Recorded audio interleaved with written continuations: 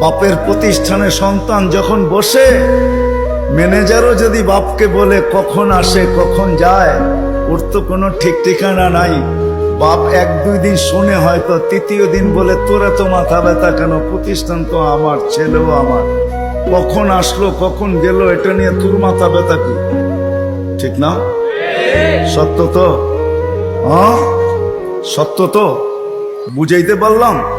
এটাকে বাংলায় কি বলে? চোখে চোখে রাখা হয় না বেশি। কি একটা ভালো বাংলা বলেন?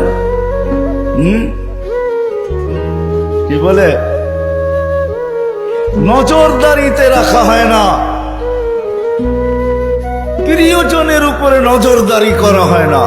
কখন আসলো কখন গেল, ক্যাশ থেকে কি নিল কি রাখলো, বাবা বলে নিল তো আমার ছেলেই নিচ্ছে, অন্য কেউ তো নেয় নাই। আল্লাহ ভালোবাসে, আমাদের উপরে নজরদারি রাখতে চান না। এই জন্যই কোরআন দিয়ে আমাদেরকে বুঝাইতে চান, ইয়াফু আন কাসীর, তোমাদের অনেক গুনাহ এমনি মাফ করে দিন।